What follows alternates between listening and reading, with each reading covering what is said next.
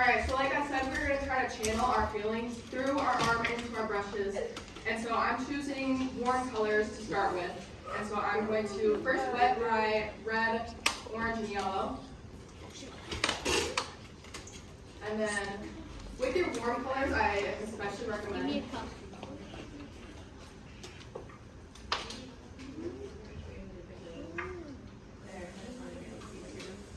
Thank you.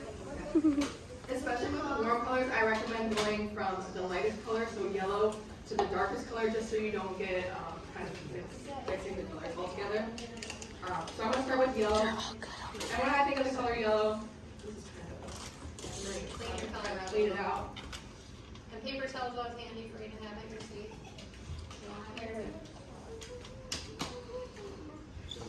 Alright, so if your yellow is also dirty, you can take a paper towel, get it really wet first, and then kind of just splash off that yellow or other color. Alright, so I'm going to take my yellow, and I'm going to think of maybe like the sunshine. What else do I think of when I think of the color yellow? Does anyone have any? Yeah? A banana. A banana. Okay, I like bananas. Pineapple. Pineapple. Ooh, some like tropical fruit. Okay. So now I'm kind of thinking about what I'm feeling about when I think of the color yellow. Yeah. The sun from our perspective. The sun from our perspective. Yeah, I think of the sun, sunshine, maybe fall colors. Those are all things I really enjoy. So I'm going to just think about something that makes me happy. And I'm going to kind of paint just going to let my arm flow. I'm not really going to think too much about the shape that I'm making.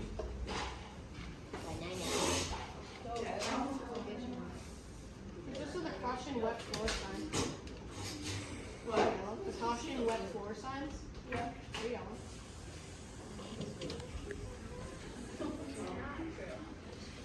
To clarify, you did say warm or cool, right? Warm or cool, yeah. Somebody asked about that.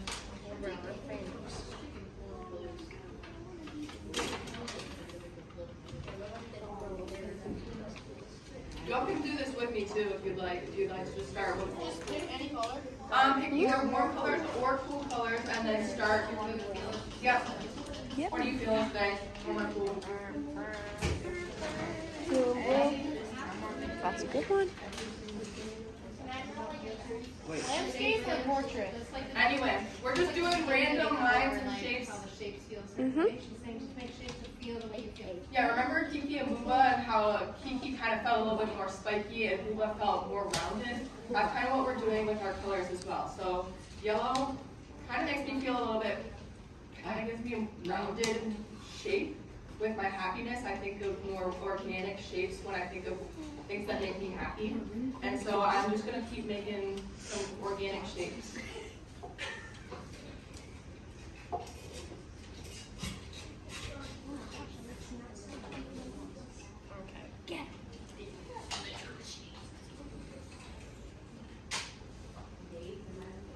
And you can also get some variety in how much water you use per color. So then if you use more water, it's going to be a lighter color. And if you use less water, it's going to be a darker color. So with this shape specifically, I use less water and it's a darker yellow. And then over here, it's more water, so it's a lighter yellow. I'm going to lost my orange now. When I think of orange, I think of like creative things. I don't know. It just reminds me of creativity. So I'm just going to kind of.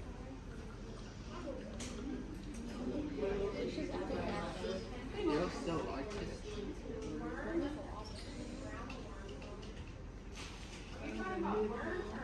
You can also overlap your colors. What?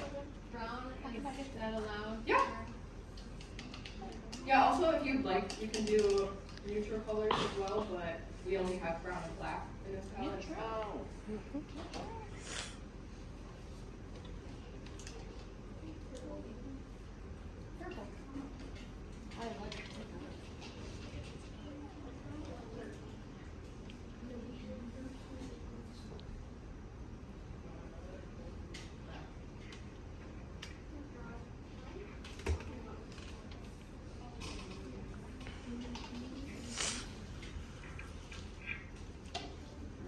gonna move on to my red.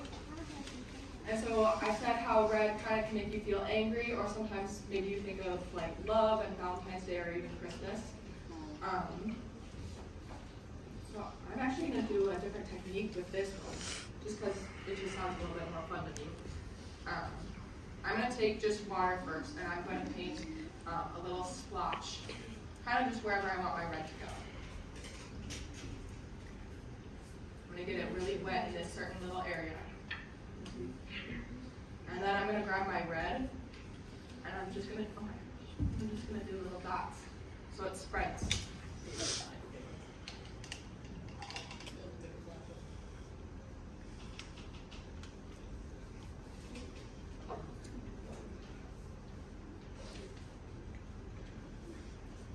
So how I did that was I just took a big blob color or water, and I just kind of put it wherever it felt like it needed to go.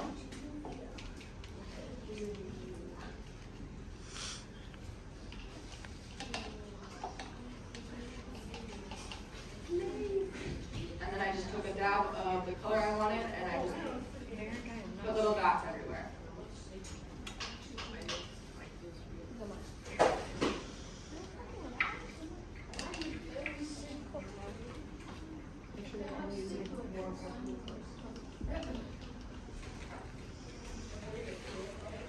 Is purple warm or cool? Cool. Like me.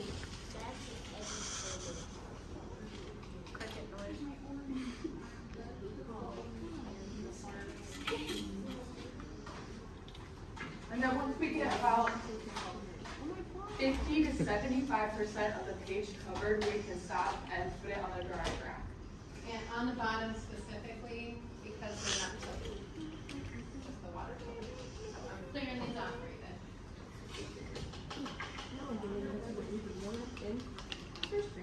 Yeah, you can do more too.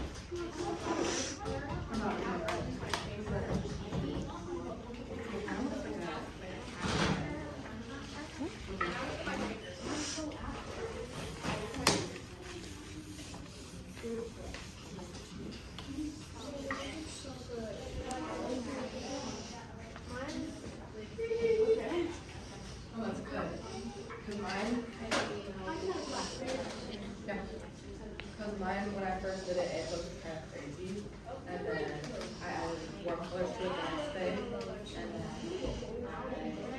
I had to do a reverse line shoot with this. We're just trying to do as many random lines and shapes as we can so that we can find weird objects. The weirder the better.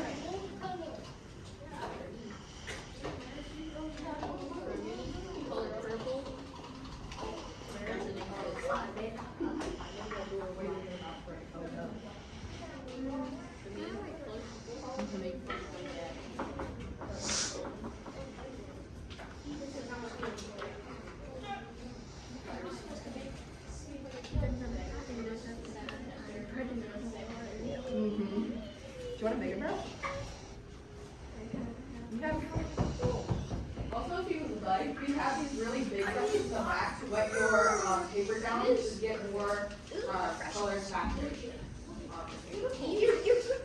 So these are over here if you'd like them.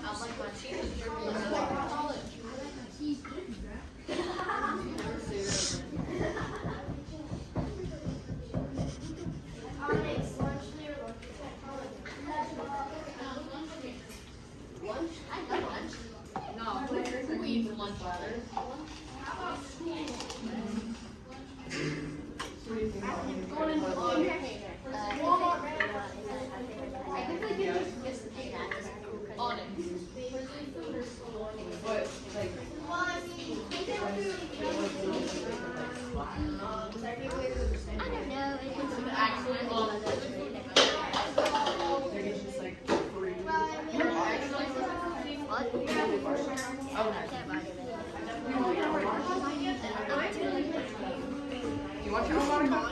I just have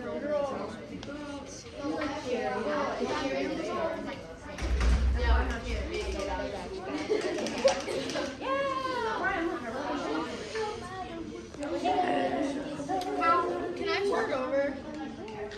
You not liking it? No. I'll just do it really fast. Can I start over? I would ask Miss Nugent. What? I would ask Miss Nugent because this is her lesson today. Mine looks better. Watch me.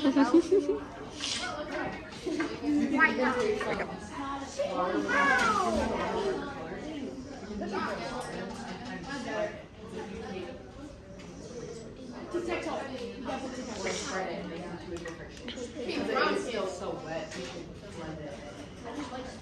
Oh, first, I need water. Ryan, I need water. You can use one of the papers in the back too.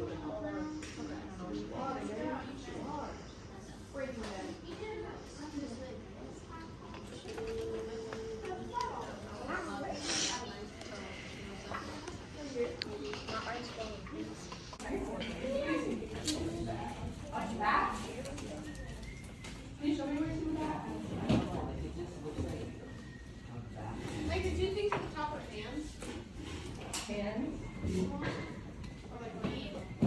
Alright, anyone else? Yeah? An angry dog? Okay, I see it. Alright, one more. Yes? I see like people at the top. What? I see like almost 2 people at the top. Yeah. Okay. What are you? I don't know, I kind of see the mask, but I also see like, I don't know. If it was on one side, I almost see like a little pig here. As a reflection of it.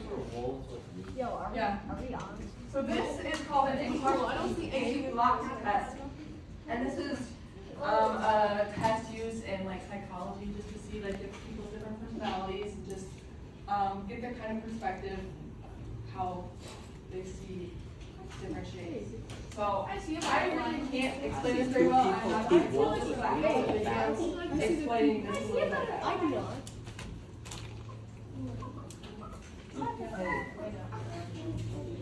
Butterfly. Butterfly. Whoa. See, that is a butterfly. Yes. It's like a moth. That's more of a.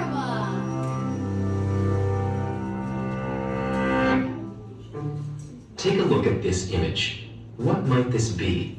A frightening monster? 2 friendly bears? Or something else entirely? For nearly a century, 10 ink blots like these have been used as what seems like an almost mystical personality test. Long kept confidential for psychologists and their patients, the mysterious images were said to draw out the workings of a person's mind. But what can ink blots really tell us, and how does this test work? Invented in the early 20th century by Swiss psychiatrist Hermann Rorschach, the Rorschach test is actually less about the specific things we see and more about our general approach to perception. As an amateur artist, Hermann was fascinated by how visual perception varies from person to person. He carried this interest to medical school, where he learned all our senses are deeply connected. He studied how our process of perception doesn't just register sensory inputs, but transforms them. And when he started working at a mental hospital in eastern Switzerland, he began designing a series of puzzling images to gain new insight Alright, probably need to see because we go to this. too deep into psychology. But did anyone notice anything about that that kind of connects to maybe like Kiki and Boba and maybe some of the way we relate colors to feelings? How it makes you feel? Yep, how it makes you feel. Anything else? Yeah?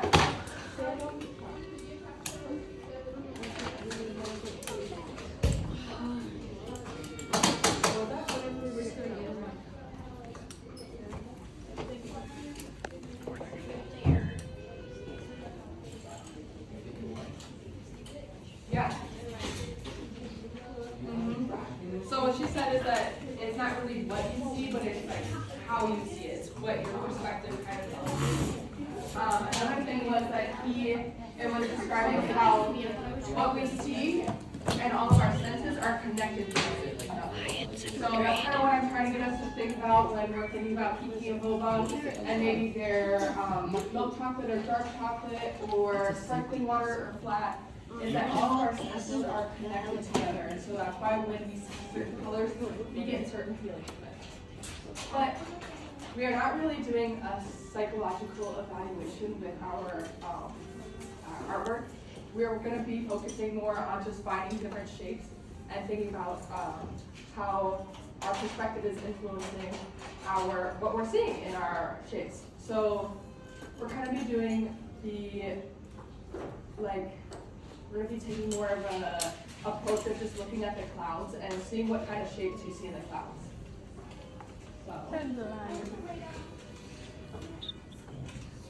So we're going to be doing a reverse coloring sheet, and this is, we are going to fill a page with colorful blocks, which we already did, and then we're going to use those blocks to find out other images or objects.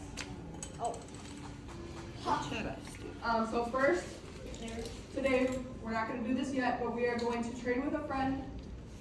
We're going to trade our projects with a friend, and then we're going to see some shapes and kind of see what theirs is looking like. And then we're going to switch back to our own, and then see what shapes that we see in ours. So we're just kind of going to get a different perspective with looking at our friend's work. So after we do that, we are going to use some pencil to find some shapes, and then we're going to use a Sharpie to find as many shapes as possible until the last 5 minutes of class. So we're going to be doing this all class.